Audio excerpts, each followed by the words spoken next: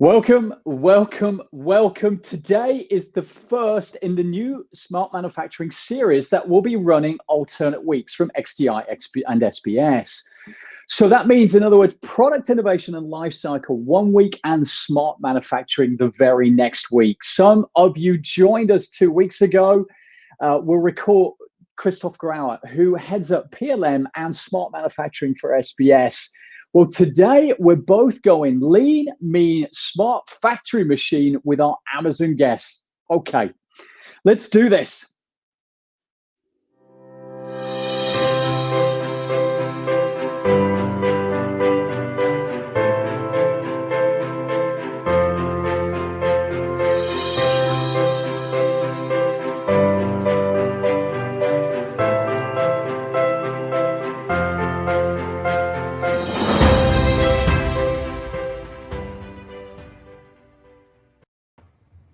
It's good morning from me. And good afternoon from me. Today we are going big with a multi-smart manufacturing program lead. Welcome, Christoph. How are you? Welcome to the show. It's you and me together today. How's things over in Miami? Excellent. Great to meet again, Andrew. Good. All right, everyone, before we launch into the show, please get ready to make comments, ask questions in the section over there. And for some of you on YouTube over there, ask those questions in the sections. We grab the thoughts, we grab those questions today, both at the end of the return of the quickfire round. We're doing that once again, and then at the end of the show. Excellent. Let's introduce our guest that we have today. We talk 14 years of manufacturing and supply chain experience. He's specialized in deploying lean manufacturing transformations and manufacturing IT programs at companies like GE, Flipkart, and lately Amazon. He's also a guest lecturer at the Indian Institute of Management. So I think we should pull him in, Andrew. Pradeep. You bet. Sounds good. So if everyone's ready, set, let's go.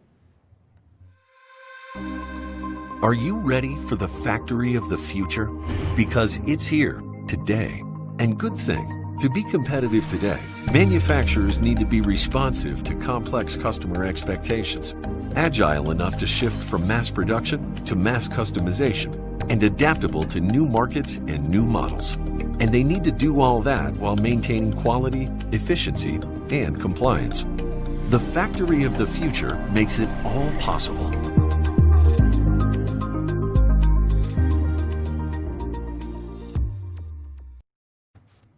Welcome, Pradeep. Hi, Pradeep. How is the monsoon season treating you? Hi, Christoph. Yeah, so we are going through an extended monsoon season, I guess, with the incessant rains in Hyderabad. So you're here in your swim shorts, ready to run if you need to. Well, I have my swim shorts ready, but not right now. Yeah. That's a relief.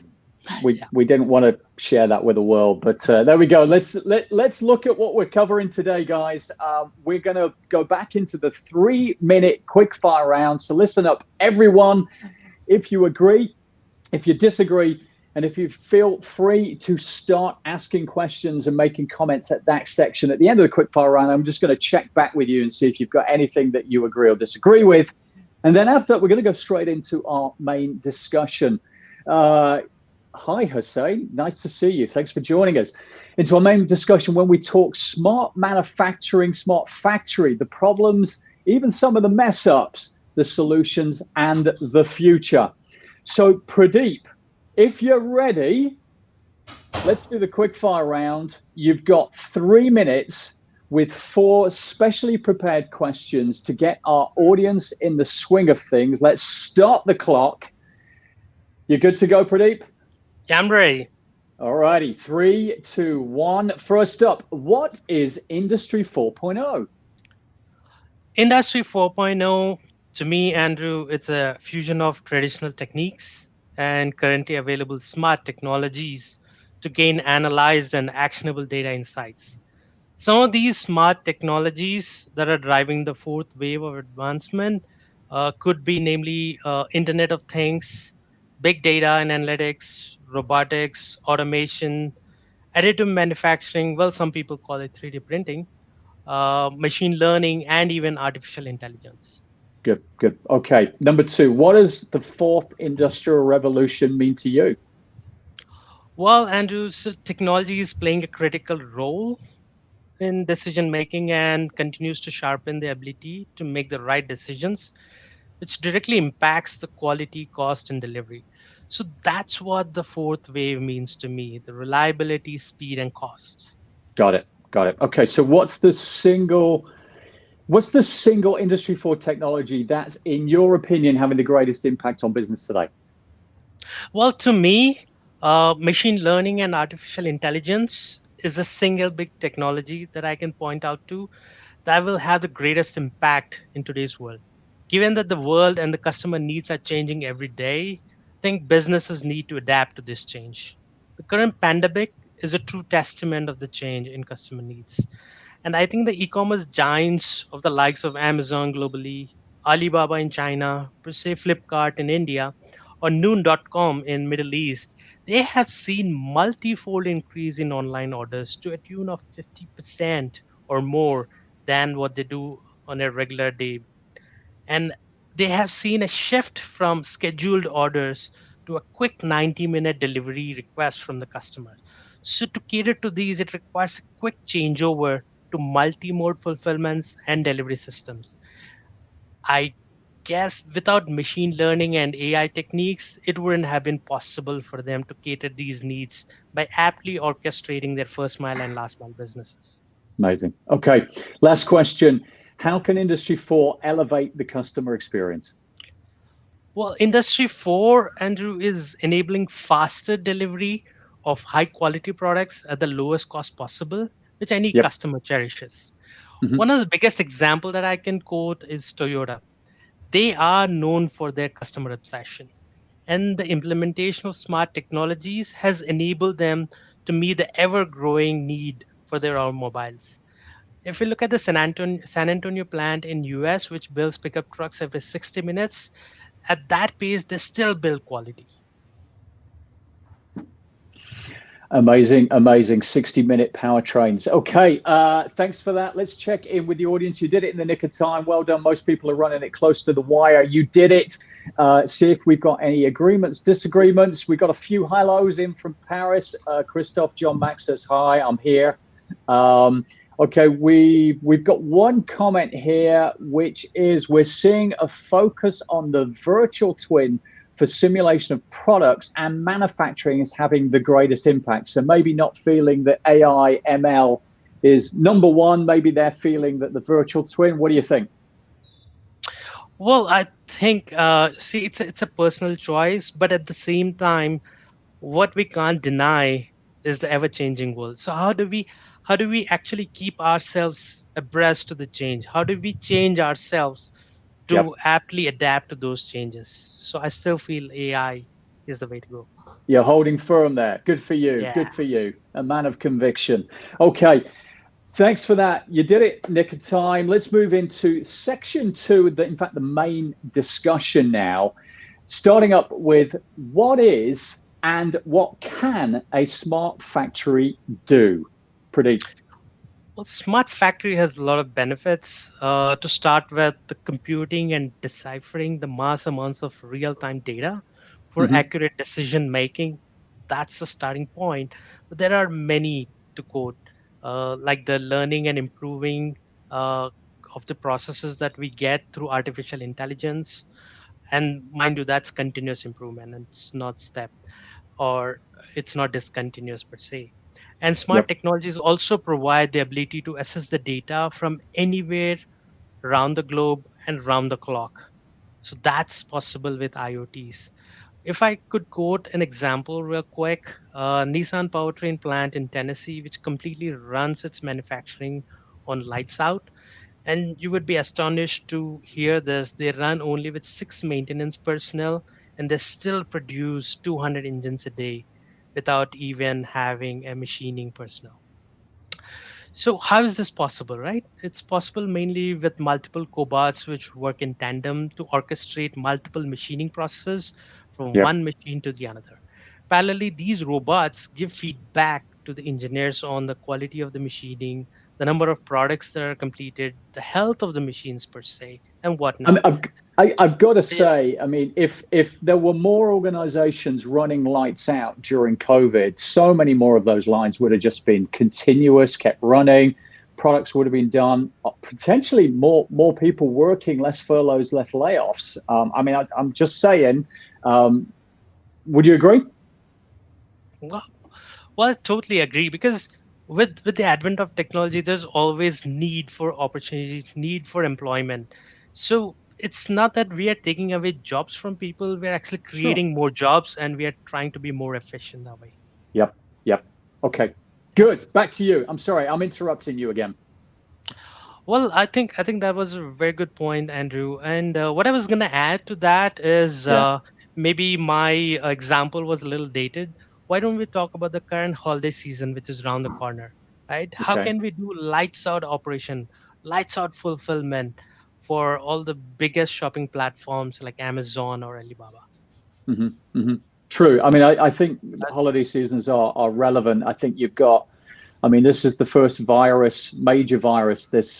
First pandemic. I think they predict 3 pandemics every century. They're expecting more this century because we're getting closer to more viruses due to our new lifestyles, so to speak. But I think that more viruses, not just holidays, are going to have to drive the need for more automation so that we can actually keep these lines running more efficiently. But that's So just me.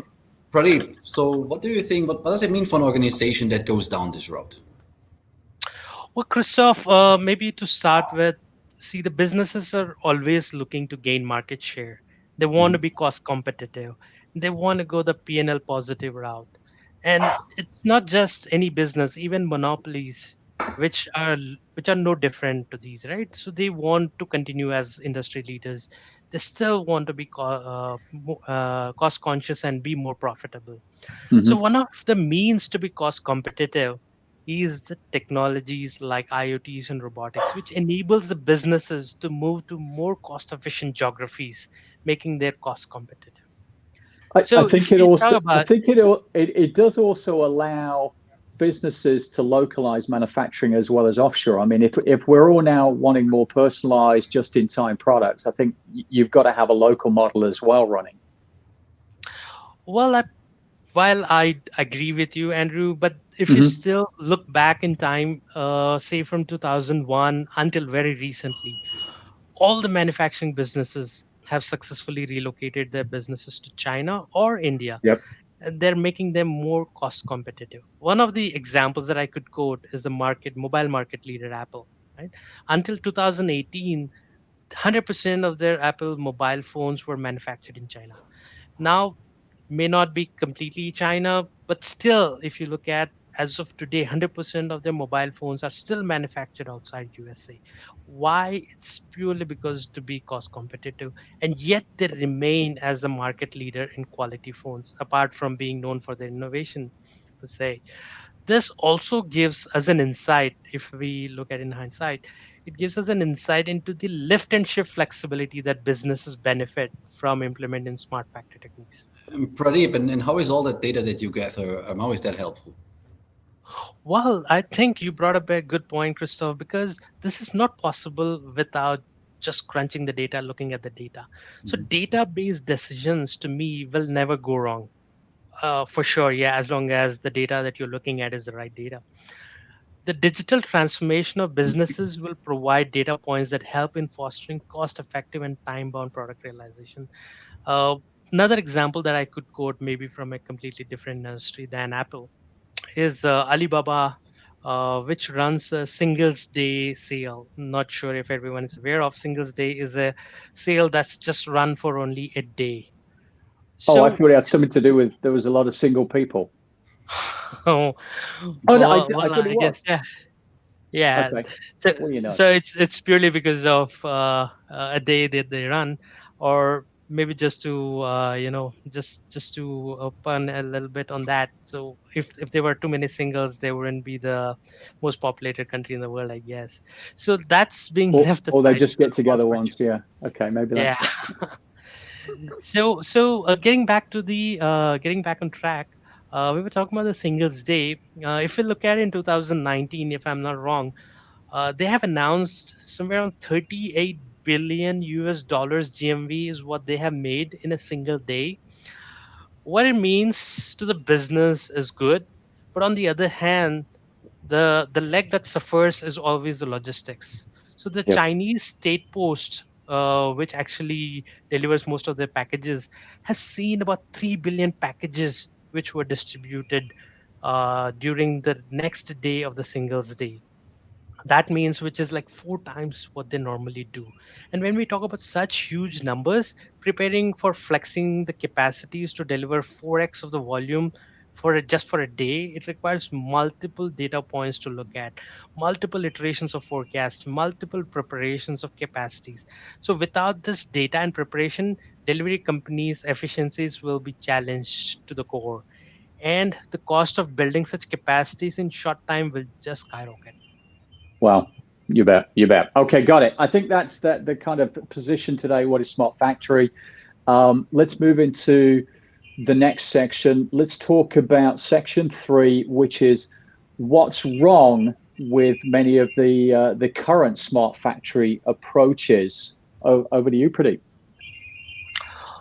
Well, so let me start this way. Right? So, smart factory transformation is not cheap, it's expensive. And businesses always miss the right strategy and before implementing these smart factory techniques, which leads them into costly mistakes.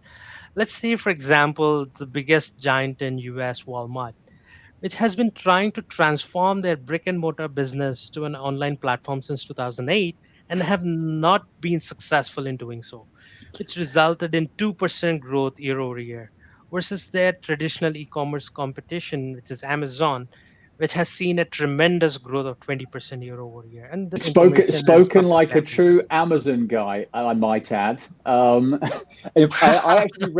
actually did read the other day that Walmart's e-commerce business is up 35% this year. In fact, I think it was over 40% for the quarter.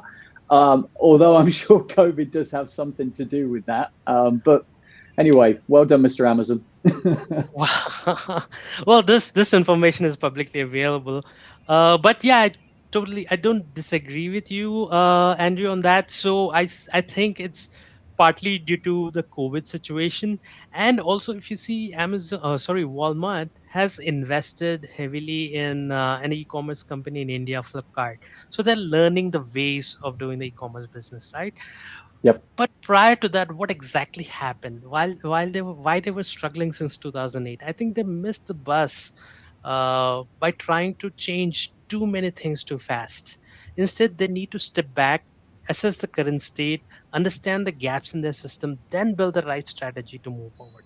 Sure. Yeah. I mean, there was a lot of panic. You saw Amazon coming through. You're bound to kind of be scrambling to do a variety of things. I get it. Pradeep, let's talk lean manufacturing, right? I mean, Yeah. the concepts are out there since I would say 30 years at least, and still you find a lot of organizations that are just started their lean journey. So what's been missing? Well, to start off, Chris, let me put it out there. So, lean is very near and dear to my heart. So, to talk a little bit about lean, it believes in transformation based on moonshine techniques. Little context to what's moonshine, anything that's available, making use of it, making a transformation to the existing process is what lean used to thrive on mostly, right? So, but the synergy of smart factory techniques and lean principle can unlock bundle of opportunities. The best example that I can quote from my daily work life at Amazon, right? We utilize the principles like Andon not just in fulfillment, but in the corporate businesses as well. So this enables Amazon to avoid costly defects right at the source. So this actually revolves around one of the principles of lean, which is stop, fix, and move. This shows how the modern age giants are benefiting from the synergy of both smart factory techniques and traditional lean techniques.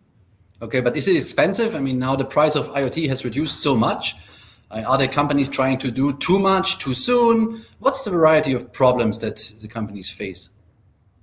Well, let me answer your second question first, right? So, any incorrect investment is a costly mistake in manufacturing or for that matter, any organization, right?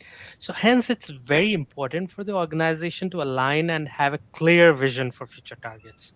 Now when we talk about the price of the IoTs, while these are getting cheaper day by day, there's always an advent of new technologies. Hence there is a need to keep up with the technology to benefit from the latest trend.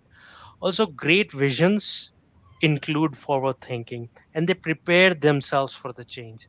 So now if we get to the major problems that the companies are facing, is to start with lack of forward looking vision from the leadership, falling behind on the technology. They want to do too much too fast. And the biggest thing, which is my pet peeve, is the change management is the buzzword only at the top, and it is in the DNA of every employee. Each and every show that we have always comes back to the real operating system of the company. It's people, it's culture, the lack of empathy, servant leadership across organizations. Because if you don't bring 95% of the people with you along the journey, you may as well be running a one-man show or one-woman show for that matter.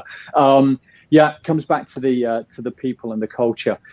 Very good, thank you. Just before we jump to section 4, welcome, Nish. Welcome to the show. Good to see you, Nishant Raj. A few more questions coming in. Biswajit's got questions coming in. David's in here. I'm going to come back to everybody's questions in a short while. Let's move on to section 4 now. Pradeep, we're on a roll. What's the best approach to a smart and lean factory? Well, I mentioned a little bit about lean, maybe to get it's time to get a little deeper. So lean believes in constant evaluation of current state and expose the waste in any process and resolve it. So resolve doesn't mean just eliminating it. In some cases, we have to reduce it. So smart factory transformation of a lean practitioner should start with current state mapping and identify the existing gaps in the process while technology can resolve. One of the technologies that I can talk about is single minute exchange die, like SMEDs, right, which actually shrinks the batch process into a near single piece flow during machining.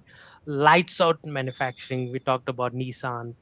And what we haven't spoken yet is moving from a preventive maintenance to a predictive maintenance in the future. So, traditional lean tools were based on manual efforts and readily available raw materials, which I quoted earlier. Smart manufacturing can actually further enhance this with the likes of improving the communication, like say the Kanban signals, the and-on signals. We can use IoTs to do that, and have someone remotely receive the signals. Also, automation, which helps in load balancing the lines, breaking the batch process, like I mentioned about SMEDs or SMEDs, some people call it, to a single piece flow. So what's next for smart manufacturing? Well, that's a very good question, Christoph. So, smart manufacturing can further reduce costs by reducing manual efforts or errors with automation or, per se, offshore support on some of the elements like hand-ons, line stoppage issues, resolutions through IoTs. It also improves the manufacturing precision and accuracy as well with the mechanized robots.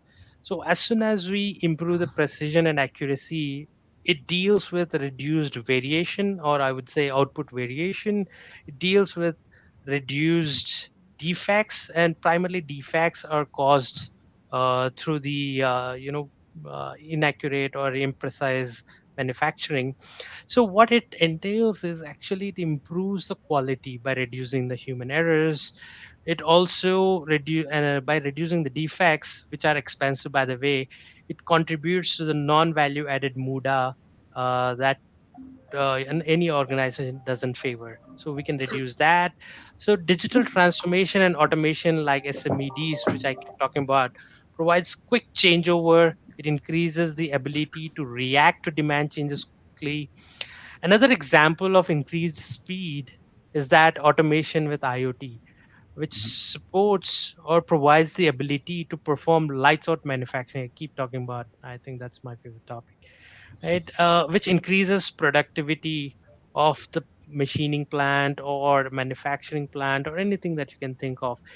which helps reduce the turnaround time. So I think the introduction of IoT is not just to manufacturing, it could also be extended to the logistics sector as well, which immensely helps track and trace the products along with optimizing the routes that we use. It also helps in increased or optimizing the truck utilization and whatnot.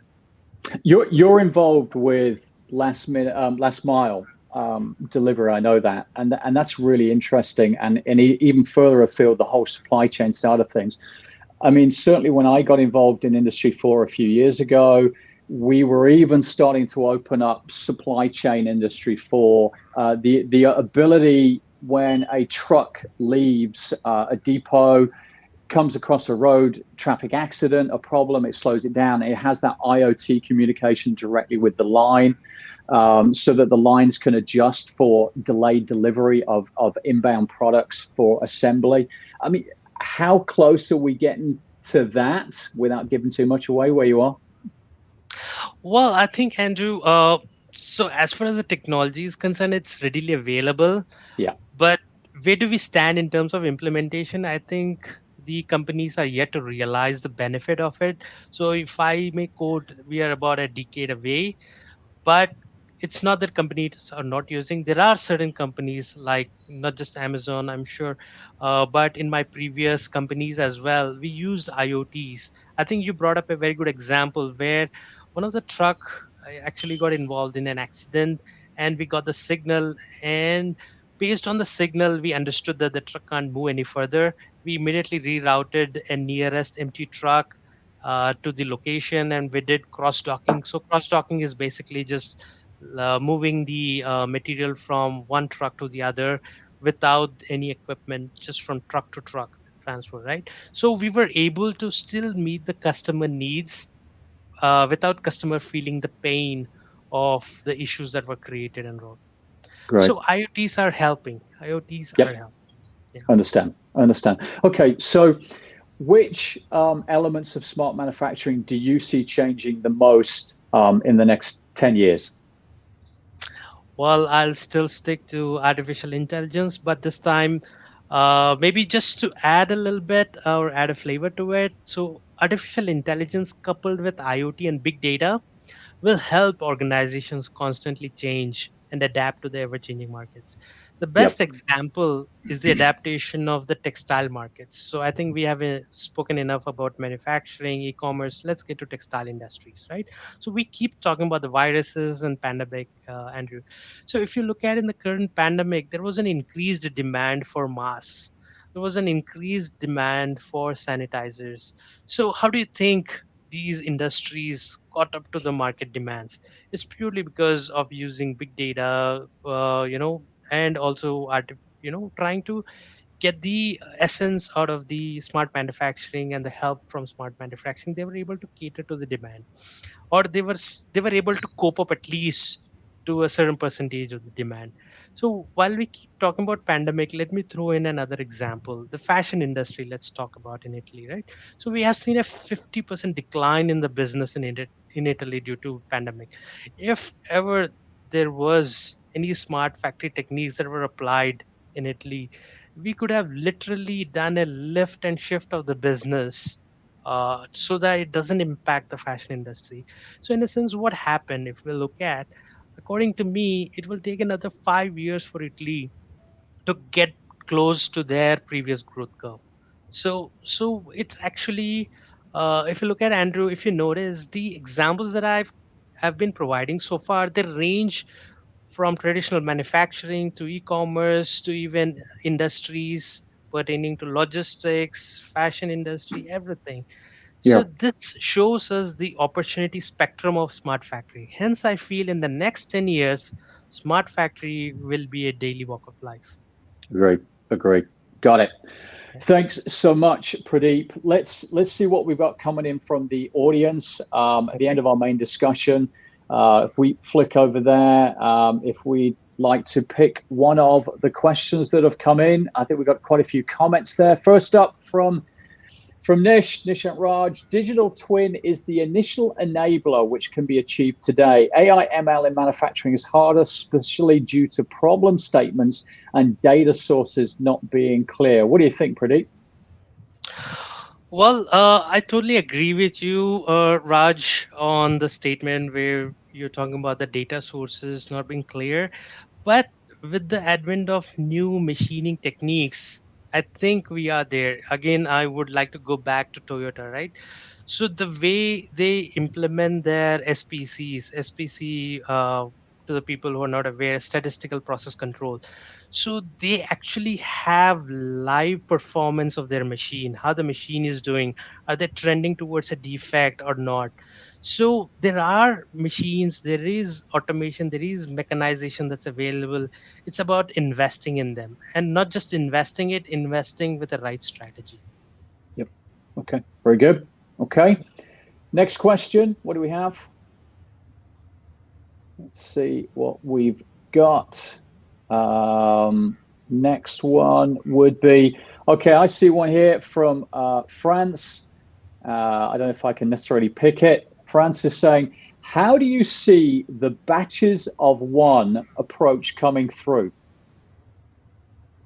We'll come back to Biswajit in a second. I'm going to pick that one. How do you see the batches of one coming through now? How close to that are we? Well, it depends on the industry. If you look at automobile industry, they're already there. If you look at oil and gas, they're getting there, right? So because I come from oil and gas, I could quote. So it depends on the industry that you pick and how mature they are, how much they have understood and grasped the advantages arising out of single piece flow, which I call it, equivalent of batches of one, what you're talking about here. So it depends on the industry. So in certain industries, it's naive. Some industries like automobile industries, which are far more advanced in it. Yep, got it. Okay, thanks. Next question. From Biswajit, how small and medium scale industries can reap the benefits of IoT? Well, Biswajit, I think it's not about the size of the industry, it's about the vision, where you want to get there, and also how you want to get there. So, in a sense, when I say how, it's about what tools currently you have and what tools are you lacking to get your vision is what actually matters, and not the size of the company. Okay, got it. And it's a lot cheaper. IoT devices now on the lines, even with Industrial Revolution 2 equipment, is still potentially possible for $1,000 plus. But there we are. What other questions do we have? From Elena, there's much talk of the virtual twin for manufacturing, simulation, predictive, and prescriptive maintenance. When do you see that really coming in? So, it's already there, like I keep talking about. Say hi to mom. Yeah, I will. So, what I was talking about was the predictive preventive maintenance with virtual twins. It's again, it depends on the industry. So if you look at automobile industry, I think they are already there in terms of predictive maintenance. Like I keep talking about SPCs, so they know when exactly a machine is actually trying to create a defect. That's when the maintenance personnel actually jump in. And specifically to be in the plan that I was in, we implemented that way back in 2011 already, predictive maintenance. So again, it's very specific to the industry, the predictive maintenance. uh, so i think I think that answers the question. Okay. Christoph, I've got one for you here. Which from Ashwin, he's asking, which one is closer to product lifecycle management, IoT or machine learning? Well, so Ashwin, okay, go for it. I like it. Pradeep, love it. Go for it. No, go for it. Seriously, Pradeep, go for it. Yeah. So Ashwin, I think it's a combination, right? So when you're looking at a product lifecycle management, you need to understand, again, it depends on the product. What are the different stages of the product you're looking at? So basis that, I still feel there are elements of machine learning. There are elements of IoT that help. So if you really want to get the benefit, it's always about the synergy. Christoph, anything to add? Heather? Yeah. No, I think you described it pretty well. Got it. Next question just in from Peter Burkhardt. Peter is asking, what are some specific examples of AI usage in manufacturing where you see it being the most benefit for companies? Sure. So let me take that again. So artificial intelligence, let me go back to the Nissan example. So when I was there, I was really astonished the way the robots were learning by themselves to understand what machine is available versus what machine is still busy. And they would actually reroute the engines based on the availability of the machines. Enough said about manufacturing. Let me talk about e-commerce. So if I think everyone would have heard about the Kiva robots being implemented in Amazon, and even the likes of similar robots were implemented in Flipkart. So if you look at the number of sortations that we do are like thousands and zillions in a day. So robots have to continuously learn the package, the way a customer actually types in the address, read the address, then actually point out the pigeonhole that the robot need to actually move over to sort it to the right destination or the accurate nearest airport code.